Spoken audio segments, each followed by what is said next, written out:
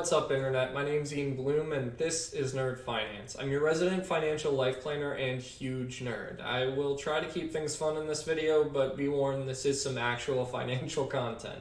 So as you can probably tell, we've broken away from the usual question, answer, title format. We're mutual fund dating today, which is going to be a brand new experience.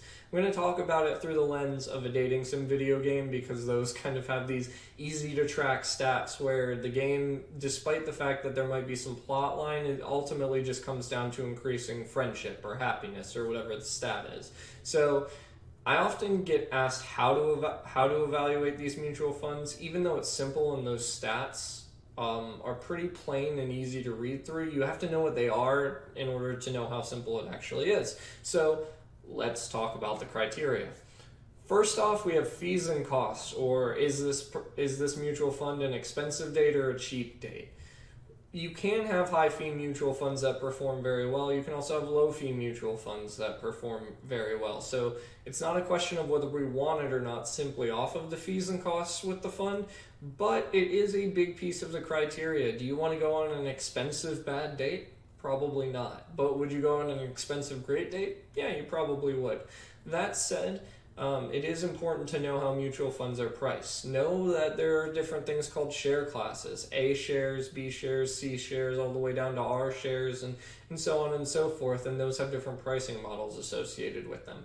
If you have questions about that, feel free to shoot me an email or give me a call, book an appointment to evaluate the mutual funds yourself, but basically know whether the date is expensive or not before you get into it. Next thing you want to know is the mutual fund energetic or reserved? Is it active or passive? Active mutual funds have a manager, which I like to picture as a guy with a top hat and a monocle, who are running them for the fund company.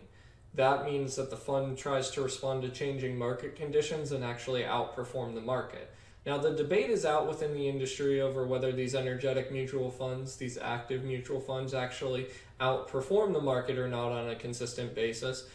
But we do know that passive mutual funds also tend to have lower costs. And if you're already mitigating and responding to the changing market conditions with other parts of your portfolio, you may just want a passive index fund to back it up, that more reserved mutual fund. Next question comes down to turnover ratio. Is the mutual fund high maintenance or low maintenance? So turnover ratio does correlate somewhat with active versus passive mutual funds. Active mutual funds tend to have a higher turnover ratio, mutual funds tend to have a lower one, but that's not necessarily a given. So we want to ask this question because whether it has high turnover or low turnover ultimately impacts your taxes. So it gets more expensive, and you know that a high maintenance state will be more expensive and maybe impact your taxes, and the low maintenance state probably won't be as expensive. So pay attention to that. A higher turnover ratio means probably more taxes, a lower turnover ratio means probably less taxes. Not always, but most of the time. Next up, we have the category of mutual fund. What are this person's interests and values? So when you talk about categories, you can have stock mutual funds, bond mutual funds, blends. You can have all different types of things. So you want to know what the mutual fund cares about and if that lines up with what your interests and values are. What similarities do the two of you share? What things can you agree upon? And that is a big component to choosing a mutual fund.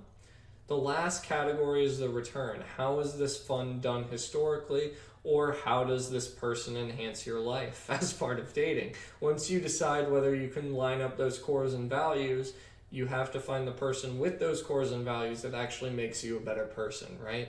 It's the same with the mutual fund. You have to find the mutual fund that not only fits the style, has the right costs and fees, is either active or passive like you want, and has the right turnover ratio, but you also have to find the one that gives you the return that you're seeking.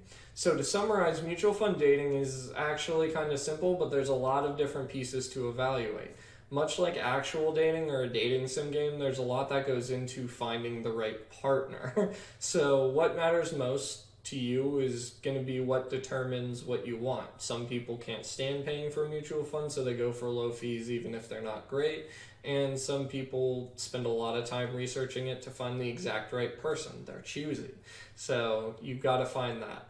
And jumping back to the last video, make sure that you're not buying 5 funds that do the same thing. You want to make sure you're diversifying between your mutual fund selection. So that's all for today. If you want to see more videos, please make sure to like, comment, and subscribe. All the things I'm supposed to say on YouTube. On Facebook, make sure to follow the company page. And then if you want to find out how to actually do this yourself, or if you need more help, feel free to book some time to talk with me, openworldfp.com. Thank you so much. Have a great day.